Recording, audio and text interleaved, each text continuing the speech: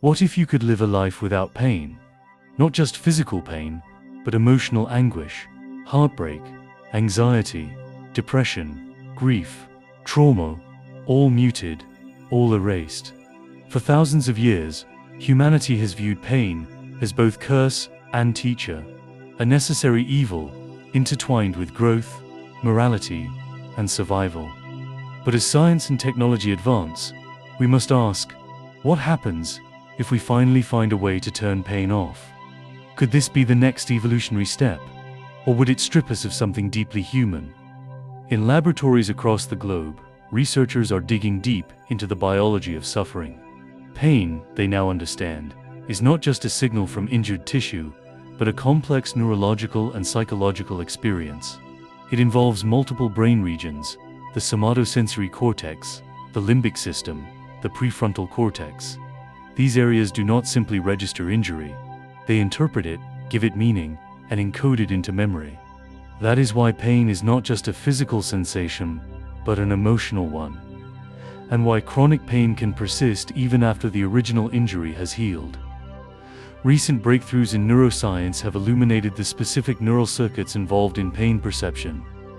For instance, scientists at MIT and Harvard have mapped the ascending pain pathway, including the spinothalamic tract, which transmits pain and temperature signals to the brain. With this knowledge, targeted interventions are being developed. Optogenetics. The use of light to control neurons is being explored too.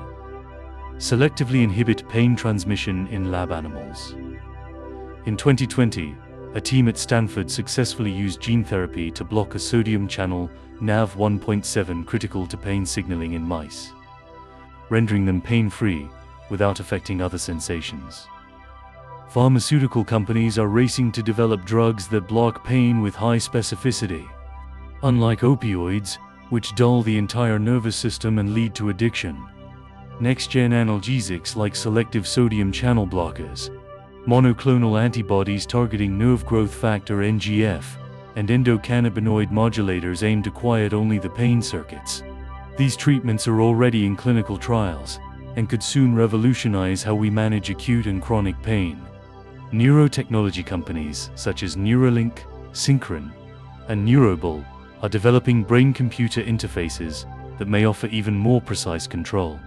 These implants could one day allow individuals to monitor and modulate their own pain responses in real time. Imagine feeling the onset of a migraine and instructing your neural implant to reduce the signal strength of pain-related neurons. This is no longer science fiction. Early trials are already enabling paralyzed patients to control devices using thought alone. But it's not just physical suffering that scientists aim to conquer. Emotional pain is next. Depression affects over 280 million people worldwide, according to the World Health Organization.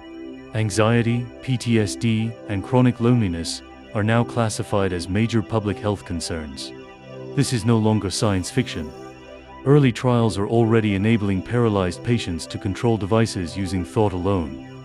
But it's not just physical suffering that scientists aim to conquer. Emotional pain is next. Depression affects over 280 million people worldwide, according to the World Health Organization.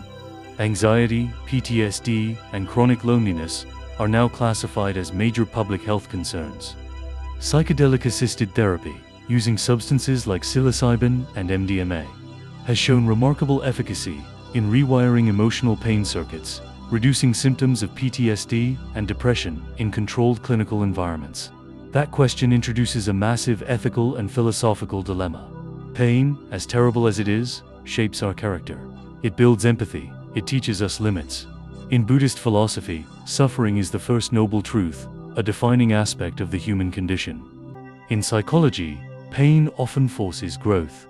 People emerge from heartbreaks, failures, and grief with deeper wisdom, with greater resilience. Viktor Frankl, in Man's Search for Meaning, argued that suffering gives life purpose, that our response to pain defines us. If we erase pain, do we also erase growth? Would we still write poetry, paint masterpieces, compose symphonies? Great music is often born of heartbreak. Great literature, of loss. Emotional depth might be dulled if the extremes of suffering are no longer part of our narrative. There's also the evolutionary perspective. Pain is a survival mechanism. It tells us when something is wrong: a broken bone, a hot stove, a failing organ. Without it, we could die from untreated wounds or ignore fatal diseases. Even emotional pain has survival roots. Social exclusion once meant death in tribal societies. Rejection, embarrassment, and grief signal social misalignment, pushing us to reconnect, to improve, to change. Technology might bypass this natural warning system. Imagine a world where children no longer fear consequences because pain is irrelevant, where people engage in extreme behaviors because suffering has no meaning. Would we become reckless, numb, or even cruel? Some futurists argue for a hedonic recalibration, not the end of all pain, but the control of it. We wouldn't live in constant ecstasy or apathy, but in a tailored emotional range where pain still exists, but only when necessary. Think of it like volume control for the soul. Others envision uploading consciousness to digital platforms, leaving behind biology altogether. In such simulations, pain could be programmed out entirely. But would these digital minds truly be human?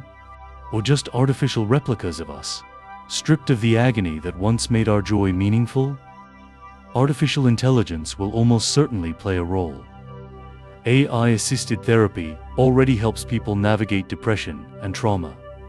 Combined with biometric feedback and neural interfaces, future systems could learn when we hurt and respond instantly, adjusting chemicals, redirecting thoughts, even invoking memories to reframe our suffering. These systems might personalize treatments, creating dynamic emotional balance in every individual. But who controls the switch? Governments? Corporations? Algorithms? The potential for abuse is staggering. Authoritarian regimes might silence dissent by disabling the brain's ability to feel injustice. Abusive partners might hack implants to suppress resistance. The tools that numb pain could also numb conscience. Even in current society, there is evidence of this danger. Studies show that prolonged use of certain antidepressants can lead to emotional blunting, where both sadness and joy are dampened. When the emotional range is narrowed, what is left of human experience? Ultimately, this future forces us to confront what it means to be human. Are we the sum of our experiences, including the painful ones? Or are we data flows, neurons firing in patterns that can be modified, suppressed, rewritten? Some ethicists propose a model of pain citizenship, where every person has the right to choose their pain threshold and emotional exposure. It would be a new form of bodily autonomy to curate your emotional existence. Others warn that commodifying pain could create a new form of inequality, the privileged living in serene numbness, while the poor remain exposed to the raw edge of suffering. The end of pain is no longer science fiction. It is an approaching possibility, supported by real science, real data, and real ambitions. But it comes with a cost: the potential loss of struggle, of meaning, of the very friction that makes us grow. And with it comes a question only we can answer: if we could live without pain, should we? This was a speculative exploration by the Tech Prophecy. If you want more thought experiments at the edge of science and imagination, subscribe and stay awake with us.